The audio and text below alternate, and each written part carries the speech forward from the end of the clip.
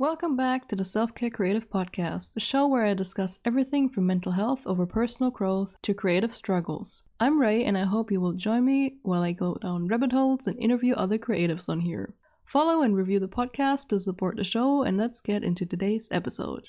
Hey, this week's episode is going to be a little bit ranty because we're going to talk about something that's been on my mind for several weeks, probably months, and it's about the mental health spaces online, especially if you can read the title, Relationship Therapists on Instagram. Where do I begin with this?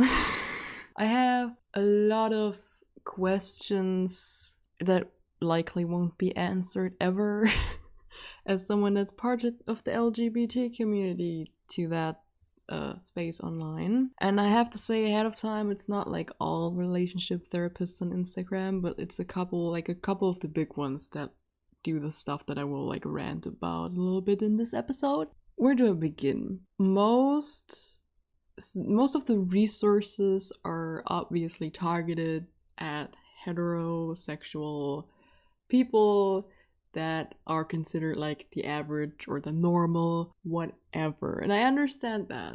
I really do. Which is why I say this is a problem with only a couple people. But I feel like not a lot, but the handful of people that have these vibes that I have a problem with, feel like they are straight up denying the existence of asexual people, neuroatypical people, like neurodivergent people. I mean, if you don't know what neurodivergent is, please type that into Google right now. It's just in the way a lot of posts are written where I feel like not included, and I'm demisexual. Demisexual is on the asexual spectrum and basically means that you need to have very deep trust in someone to have sexual attraction to them. And the post that got me into this mess of writing all of this down for an episode was a post that did not back down from telling people that sex is an essential variable in a healthy relationship between a man and a woman. The same things were said by the person that posted that in the comment section to people that questioned it and stuff like that. And that's what got me into this topic, because it's literally not true. First of all, they try to make a citation to a study, and I feel like this is where my point comes into fruition. Studies, so many studies, are based on heteronormativity, so you automatically exclude a lot of LGBT people. A lot of studies are based on being neurotypical, so you exclude all the people that are not neurotypical. A lot of these studies are based on people that are mentally healthy, so you exclude literally the space you're in, mentally ill people. It excludes most studies exclude people that have that are in some way different. Doesn't matter if it's a disability, a divergency, anything like that, and is in the binary, and is very often only going into heterosexual relationships. And I feel like using that citation, that as a citation, of course studies are very important. I love reading a lot of studies myself, just because I'm a fucking nerd. But I find it very questionable if people use that to make their full point. You cannot just go, yeah, there's a study on this and this is why that's my viewpoint. You need to have more layers to that other than the citation. Yeah, that's the kind of post that got me into this whole thing of yo, this entire space is so heteronormative. Which is, I mean, it's okay if you cater towards heterosexual people, because most people are heterosexual. And I understand what it's like to have a target audience and how marketing works and how social media management and marketing works. I know how all of these things work, and I study that stuff in my free time too when I'm on my marketing bullshit. But that doesn't excuse people from including more people. If you make 7 or 8 posts a week, it's really not that hard to try to include maybe people can't do certain stuff. Oh god, there's so much to unpack here. Like, for example, a lot of relationship therapists on Instagram, and in general, probably not just on Instagram. There's several people probably that do that in their actual practice too. But a lot of these people talk about attachment styles, and as important and it's a good topic and more people should know about attachment styles. I agree with that. But what I notice, a lot of them are like completely ignoring the disorganized attachment style, because usually you only have the disorganized attachment style if you have trauma in your past, in your childhood, or just in general. And the only thing you ever hear is like, yeah, here's a general description of it, and I'm not willing to give advice on Instagram about this, which in and of itself is already so effed up, because like not everyone can afford therapy. Like, give people resources, but also just you stigmatize that attachment style more, for example. Like, that's also a thing that I notice a lot. Like, you could add to the stigmatizing an entire like attachment style by explaining that, for example, anxious, like it's called anxious avoidant attachment style, or disorganized anxious, disorganized anxious avoidant. There are several ways to say this. It doesn't mean showing both patterns at the same time, for example. Like, I've never heard an actual relationship therapist say this. I got this from someone that has that attachment style themselves, like that you don't show both patterns of anxious attachment style and avoidant attachment style at the same time, but rather at different times in different relationships or specific situations. The fact that I did not learn that from the pages that I actually over and over again like talking about attachment style is kind of a problem and kind of stigmatizing. But that was kind of a tangent. Going back to like the inclusiveness of like in general, just people that are like neurodivergent or LGBT. I see in a lot of posts about attachment style especially, that like they use examples, right? So, but most of these examples are always just cisgender, heterosexual relationships. And I understand that you like generally like see that as the basic. But what I have a gigantic problem with, especially because English is my second language and I have an appreciation for English as a language, they always, like the people that I noticed doing all of this other stuff that I'm going into in the episode, they always use she and he pronouns. The singular they exists in your language. Can you please freaking use it? That includes, you automatically, there's this one change that you can include in your posts that automatically includes every person, not just people that go by she and he. I know this is small and you think this is not that impactful, but I think there's nothing that bothers LGBT people that are anti-transphobia more than people constantly saying she/he. No, you can include both by just saying they, the singular they. It has been a thing for hundreds of years. Yeah, I don't know, like including a non-binary or non-heterosexual perspective is really not that hard. Just like stuff like that, like using the singular they makes a gigantic difference that like heterosexual people that are not aware of that stuff wouldn't even notice if you like that you use they instead of she and he, but you automatically include people that are not going by those pronouns. So everyone would be like happier. I just find it very interesting because just using the she and he pronouns in general also plays so much into like the gender binary. And yeah, sure, like that would be okay if those same people on Instagram wouldn't be all the time just going, oh yeah, I'm super inclusive, blah blah blah. Like you can't, I'm gonna say something bold here, you can't be a freaking ally to the Black community but then not include the Black community that's also LGBT. So many of these therapists' Instagrams are like, yeah, super inclusive of like the Black experience and racial trauma and stuff like that, but then they completely throw it out of the window if someone tells them to be more inclusive to LGBT people. And like, what? you can't be like an ally to one and not an ally to the other. Like, just because, like, I don't know, that just seems very performative to me. Also, a lot of times, just I find it interesting that there can't even be a slight side notice of like a side sentence in a caption or somewhere of like certain things not applying to everybody. Like, it's always like, oh yeah, this doesn't apply to everybody, but that always only comes if someone commented, oh yeah, but this is different for people like this and that, and then the person that posted, yeah, just the posts that I make are not for everybody, and I'm like, yeah, you can write that in the caption.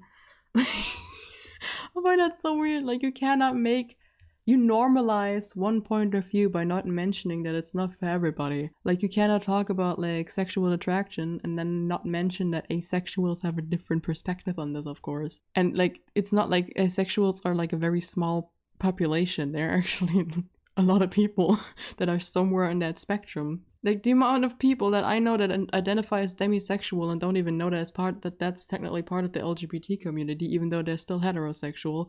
Like, yeah, I don't know. It's like so many people are in the community without even knowing. The thing is, this makes me really think about like, you're willing to unpack a little bit of your like white privilege because Black Lives Matter exploded like in 2020, but you're not willing to unpack it when it comes to heteronormativity or like LGBT, trans rights, stuff like that. Like, all of that is so essential in psychology too, or like neurodivergent people. Like, you don't need to specialize in ADHD or autism to be inclusive to those people and know what they're struggling with. I don't know, it just makes me think, like, if you already are so like unaware of how much internalized stuff you show in your public persona, how much you're actually doing in your real life practice of like psychology. And I don't think that's a really bold thing to say. It's like sad because I've seen a lot of people that I'm talking about like having that pointed out to them, like, oh yeah, this is very like excluding and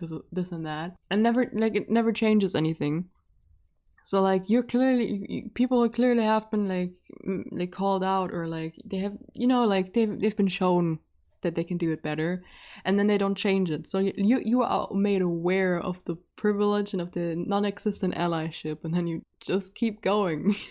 That's, I don't know, that's the most pathetic thing ever. And it happens several times. I mean, I follow a lot of relationship therapists and just therapists in general on Instagram. Of course, it's just a slice of your persona and a slice of psychology, and people shouldn't take stuff very literal all the time in online spaces about mental health. I'm very aware of that, but the non-inclusiveness is so performative if you only talk about racial trauma because Black Lives Matter. And yeah, now you talk about it like somewhat regularly after all of that went wild in 2020. You also gotta be an ally to other minorities. You can't just pick one that just got very big and ride the wave of that. You need to be inclusive of more people than that. Like, of course, it's hard to be like an ally to literally everyone in every marginalized group. But I feel like LGBT is kind of a big space. So it's really hard to like excuse that you like are not aware of like internalized heteronormativity, internalized gender binary thinking. Like, it's all around you. I find it so like, it's cringy on a different level when every time I see someone say like write she/he, and I just sit there and I'm like, you're English, you have a way to say this without gendering it, why are you not using it? Like, it's small stuff like that where I'm just like, come on. But like, I feel like the main thing that really bothers me is like this like backing stuff up with citations as if studies are not literally made often in the picture of the cis hetero white man. I know I sound like the most social justice warrior ever, but that's a fact. I mean, look at ADHD studies, for example. They were made on white boys for a long time, so it's really hard for adult women to get diagnosed with it, for example. Like, we know these biases exist, and especially the LGBT community is literally begging for better like inclusion in research. And it's like slowly happening, but like, you can't keep citing stuff as the absolute truth because they're the truth for like a couple heterosexual people that were like tested in this one study. And that doesn't just happen once or twice. I say that regularly, and it really bothers me, especially when this is about like topics like sex, which is why the title of this episode is Dear Relationship Therapists. Like, most of the therapists on Instagram are totally fine because they're talking about surface level things, but like, I have a big problem when you tell like, oh, you only can have a good relationship if your sexual like health to each other is a certain way. And I don't know how many times I've seen that, like at least from like 3 to 5 different therapist accounts, and I don't know, I don't look at the name every time, but like a couple. And That is so wrong. That is so excluding to not only asexual, like sex proposed asexuals, which I feel like a lot of freaking therapists don't even know the spectrum of asexuality. It takes you like maybe half an hour to read up on it. Not everyone that's asexual doesn't have sex, and so on and so forth. But it also excludes disabled people. Like you automatically, when you say, yeah, a good relationship needs sex, for example, you automatically exclude so many disabled people and tell them pretty much like, yeah, your relationship won't last because you're disabled and you can't have like, you're not like normal people. That's ableist. Like, it's not just like excluding to like asexual people, it's also excluding literal people with disabilities. And may I just add, like, stuff like PTSD is also with disabilities. So like, you're in a space, you're in a mental health space, and you're like, oh yeah, you need that for your relationship to be healthy, and you're in a space that's probably filled with people that have sexual trauma, for example. Like, you cannot go into that and then not mention, oh yeah, there's sexual trauma, you can work on it like this. I don't get it. There's so many layers to this, and like, I also have like an Instagram where I like go into like mental health stuff, and of course you cannot cover everything in every corner, but a lot of people, like, I say a lot, but like too many people that have the reach, like that, like each of the people that I'm thinking about when I say these things are like have like over 100k. You have such an ignorance if you don't think about inclusion every time you write a caption. I mean, I do that every time I write something. I'm like, okay, does this apply to like as many people as possible? And if it doesn't, I'm trying to rewrite it. And of course, it's still not inclusive to everyone, probably, because I will forget something, and it's okay to be able, like, to be, like, forgetting something, but you need to be able to, like, correct it if someone points it out, for example. And the amounts of times I've seen stuff like, but yeah, but this doesn't apply to these people, and it doesn't apply to those people. Like, the Instagram account is just like, oh yeah, I agree, and you're just sitting there like, yeah, but why didn't you include that? If so many people keep saying it in your comment section, it must have been something that should come easy to someone that is like making posts and resources with inclusion in mind. Like, inclusion is really not that hard. Like, I made an entire like Twitter thread and like Instagram highlight that just, I think I just called it inclusivity, inclusion, something like that. We had just go into like a couple things, what you can do for each like marginalized group that came to my mind. And of course it doesn't include all marginalized groups because that's pretty hard to do, but it's really not that hard to like do like several things from that list. I don't know, I'm still so hung up on needing to gender everything into she and he when you're speaking in a language that has a singular they. I wish with my entire being that was the case in German, that we had something like the singular they, but our singular they sounds like she, like the word for she. Like, I wish we had something like that in my language, and you have it, and you don't even use it. Like, why? Oh yeah, I don't know. I just have like my main problem that this is based on, this entire episode, is just like the whole story of like basing relationship health on sexual activity. I've seen that so many times, and I want to throw up in my mouth every time I see it. Like, stop doing that. Just stop doing that. All the fucking studies that I could look into that, like, but I won't, because it would be depressing, because they probably won't always tell you like all the variables of human beings that are in a study, but like I can guarantee you most of them will be very heterosexual, very much not disabled, very much pretty much mentally healthy. It should, like, anyone that unpacks privilege should be aware how biased studies are. Like, everyone should be aware of that if they are actually working on unpacking internalized racism, internalized ableism, internalized misogyny. Like, everyone that even just works an ounce on this stuff should be aware of, like, oh, research is actually not that unbiased, especially in psychology.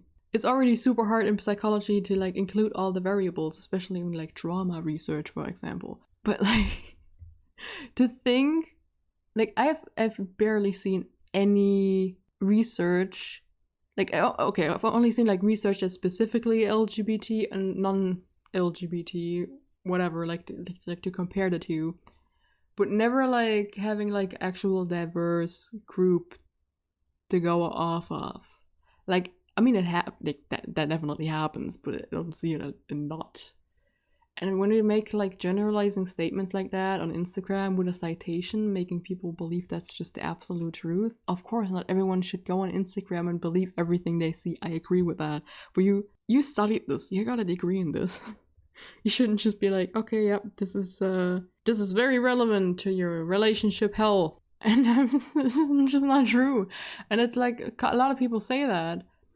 Thankfully, a lot of people include like, yo, this doesn't go for everyone. It just is a thing that helps a lot of people, apparently, based on these and these studies. And like, they are like not completely conclusive, because of course it's just a part of like most studies are just made in one area of the world with people from that area, usually heterosexual, blah, blah, blah.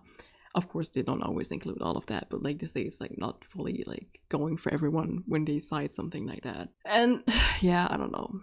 I just have a problem when people with a degree on Instagram think, oh yeah, I can post it like this, and people won't take it on eye level.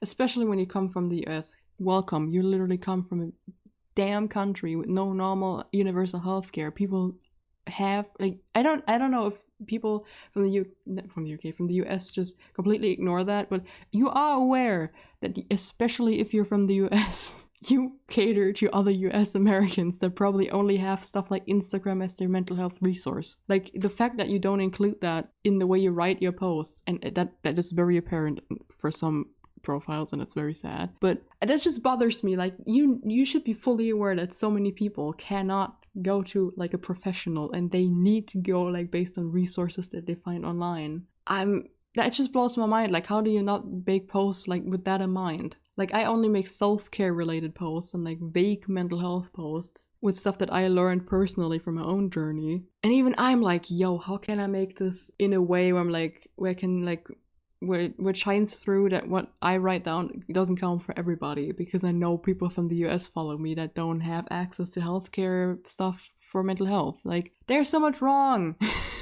There's so much wrong with this space. And like, I get it. You can't make it perfect, but there's, yeah, I don't know. I've based a lot of this episode on like one encounter that I had. There was one particular relationship therapist on Instagram that could not handle someone in their comment section calling them out for like wording something in a way that sounded condescending to someone that's neurodivergent, like someone that's autistic and can't do certain stuff. And like the person that commented was like kind of upset, but like they weren't rude. Like they were not rude. They were just like, it was very apparent to me as someone that isn't trained in psychology that the person is like, the person is upset and they needed to say what they said, but they weren't like insulting or anything. They were just like, yo, you're ableist kind of in a way you like write, and that's kind of upsetting me, blah blah blah. An Instagram page by a studying therapist, like that person was like, yo, I'm not okay with this tone in my comment section. And I just out of spite, I liked the comment of the person, like of the person with the critique, and I like literally within seconds I was blocked for liking that comment, for like just for liking a comment, not for making a comment, for liking the comment. I don't know if you're that sensitive, like that is not even a boundary anymore. Like I understand having a boundary for what kind of comments you want under your post, but being blocked from liking a comment that disagrees with you, like, or that isn't within your boundaries, yo. I had a lot of like self-esteem issues in my life, but like not even I went as far as going into who liked a damn comment just to block those people. Like, honey, you need therapy yourself. I'm sorry, that sounds very condescending, but honestly, that person kind of deserves it for being so like ignorant, to be like, to like genuine critique from someone in the group, like in a marginalized group, that they're disrespecting. And that blows my mind. It's like an account with like over 200,000 followers. I think it's actually like something, was it 200,000 or 400,000? Like big following. And I looked at it and I was like, what the hell just happened? Because I really like, generally I like the posts of that person, even though they were like engendered language, and even though some of them were really not that helpful in the way they like gave tips, but like, my god. Like, there are a couple like accounts around that person that are like that, like I described in this episode. Like, this is not about what I'm talking about here is not about all mental health Instagram pages. Like, a lot of Instagram pages are very inclusive. A lot of them. I mean, you can like go on my Instagram, linked in the show notes, and like look at which people I'm following in the mental health space, and like most of the people that I follow, like I would say like 99 out of 100 are like, they make me feel included, even when they're obviously not making an extra effort to like include LGBT people in specifics. But I feel like you cannot talk about sexuality on a psychological level and then not once like include LGBT. That is not correct. I'm sorry. Like, if you post like 30 times a month and not once do you mention that, yeah, this is different for people in LGBT, even if it's just in a caption, and I read captions usually, then you're doing something wrong. I'm sorry. Like, wasn't there like recently like a study of like 50% or something like that, or 40 or 50% of like my generation, like Generation Zero, is like not identifying as heterosexual anymore? Like, honey, you got some work to do for inclusion. Sorry, not sorry. But like, you cannot talk about like sexual like stuff and relationships and stuff like that without like thinking about that. Like, you come on. We're in 2021. But like, again, like I said, most pages feel inclusive because they always, like, every other post they say like, yo, this doesn't apply to everyone, and I just wanted to make that like clear. Like, this is not the non plus ultra. But there's just some pages that are like, okay, this is sexuality in relation to relationships, and here's a citation, and they just make you feel, in the way they write, just make you feel like it's the law. And yeah, congratulations, they're being very excluding to people, especially if you're like that one person that blocked me for liking a comment that told them that their language and description was like ableist, which it was. I'm still not over that. That's still one of the funniest things that ever happened to me on Instagram, and I grew up with it. Like, Instagram was like, became big when I was like 13, and I've been on it since I'm like 13, 14. I mean, I experienced a lot of bullshit all over social media, but being blocked for liking a comment is next level. Like, on Instagram, not on Instagram, on Twitter, I would understand it because you see if someone liked the post, like the tweet that you were mentioned in. But on Instagram, you actually actively have to click on the comment and who liked it. That is some next level pettiness. And if you're like, I mean, I'm 22, like, if you're over like 30, 35 and you're going to those lengths, congratulations, you really need some like help yourself. I'm sorry, but like, kind of the truth. Like, what the fuck? Like, that going into like who liked the comment goes into the category of don't care what other people think. Like, deleting a comment or blocking the person that made the comment, okay, it's kind of condescending and dumb of you to do because that's a marginalized person, but that's a boundary. I understand that as a boundary, but like for liking a comment, I am not over that. The fact that happened, like, it's so pathetic that I have to laugh. And I feel like not a lot, I say a lot, but like, enough people are like that in that space, even though they are literally having a degree in psychology or psychotherapy or whatever it's called in the US or in the UK or whatever. Yeah, I don't know. I kind of just wanted to let that one out. Just because you cater towards heterosexual people doesn't absolve you from trying to be more inclusive, because you clearly all had the time to do it when Black Lives Matter came around, to like be inclusive to people of color, but you have the same responsibility for other big marginalized groups, and you don't need to specialize in that. You don't need to specialize in anything. Like, there's pretty much a Wikipedia for anything that has like almost always pretty accurate information. And you know, you could just ask people from that community. It's really not that hard to find LGBT people to ask about stuff. That's the weirdest part. Like, literally, you have people everywhere following you that are LGBT, and you could just post something in your story of like, yo, I want to make more inclusive posts. Can someone like be my reference person for this, or my sensitivity reader? Yo, this is a big one.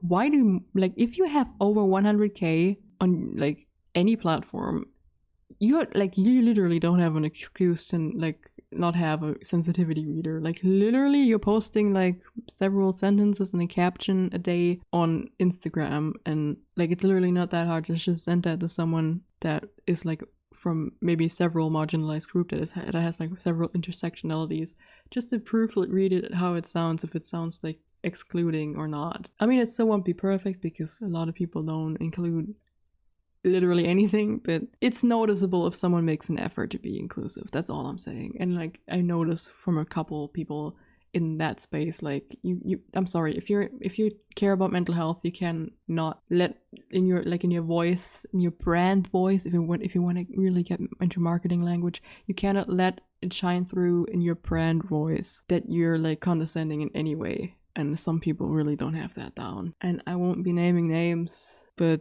a couple big ones really do that. Like a handful. It's really not a lot. I still follow a lot of people that do it perfect, that let it shine through that they're not a perfect person, but they're also not condescending. But then there's just like accounts where just everything sounds so non plus ultra. Like this is like the only way, even though they don't mean it like that. That their language, like their voice in written form is like that. And this is why you should have a sensitivity reader. Even though those are also always going to be a little bit different. It's concerning that a lot of people like suddenly can unpack a little bit of their internalized racism and white supremacy, but they won't do anything more in depth, because if you really would go in depth about unpacking like internalized white supremacy, you would understand how much goes into white supremacy. Because if you go into that, you will also get into heteronormativity and gender binary, because that's also part of the enforced stuff by white supremacy. But that's a whole different topic. But I feel like I wanted to mention that. Like if you were really unpacking that stuff that you talk about beyond actually like giving resources for racial trauma, which is great, by the way, that's good. But if, I don't know, it just feels performative if that's the only thing you do. Like if you don't show a more inclusive language, it kind of also shines through that you don't deeply work on like internalized stuff. And that's kind of sad as someone not only with a degree in psychology, but also with a public persona that is like super easily edited. I think that's what I have a problem with. Like if I see language like that and like stuff like that, like the stuff that I explained in this episode, I instantly think, oh yeah, that's probably not a good therapist, because they don't actually like unpack enough to be like helpful for like, for example, like a person of color that's also LGBT, because they don't have the full spectrum of like being able to have the empathy needed for those marginalized problems. I don't know. It's just, yeah, unpack more stuff. Stop normalizing sex as the non plus ultra as a relationship therapist in general, but also especially on Instagram. Like that is so annoying to read. So aphobic in so many ways. Like it's the way you word it. It's like you can say for most couples, blah blah blah. That's fine. But you cannot state it as a fact. You cannot be like, okay, there's a study in this, so it is a fact now that like this is an indicator of that in a relationship. No. Because it's only like a small group of people that were tested, and studies usually have intense bias towards white people, an intense bias towards heterosexual people, and an intense bias towards able-bodied people and able-brained people. You know, like neurotypical people without mental illness or neurodivergence. I feel like that's like, if you ever went into unpacking stuff, you should know that. But you know, a couple people think they're like entering their like 30s or 40s and they just don't need to learn anything anymore, apparently. Like that's the vibe that I get from pages like that. If you want like posts that are about self-care, stuff like that, I have an Instagram account that is always linked in the show notes, where I'm talking about self-care stuff and mental health stuff regularly. I don't go into citations and stuff. It's usually like stuff that I learned on my own, because I had anxiety disorder for 7 years of my life, so I feel like I learned a lot of stuff. And yeah, I just share the stuff that's like helpful for daily life. Like, and you will always notice in my captions and the way I like post stuff that I'm not trying to sell anything as a fact, and that's why it's bothering me when other people do that just because they have a degree in it. Like, you can still be a wall that someone talks to even when you have a degree. Like, There needs to be more empathy in your voice, in your brand voice, and your actual voice. But yeah, I think that was it for my ranting today and this week. But I feel like I had to let that out because it's a thing that has been bothering me for a while. And being inclusive is really not that hard. Like, absolutely not hard. Like I said, I have like an Instagram highlight or a Twitter, I think it's actually my pinned post on Twitter. That's all about inclusivity. And it's not even like a full list, like it's just a couple of things that crossed my mind. So maybe look at that if you have a hard time thinking about how you could be more inclusive to people. But it's really like the smallest tweaks and you automatically include more people. And I think that's pretty much a win-win. And yeah, follow the podcast if you don't already follow the podcast. Rate the podcast if you haven't already rated the podcast on the platforms where you can rate it. Check out my social media platforms and where else the podcast is. Everything always linked in the show notes. And maybe check out if I linked anything else in the show notes, because sometimes after the episode I have really amazing ideas what to link there, and sometimes there's some gems in there, sometimes there aren't. It's always like an Easter egg. So check that out.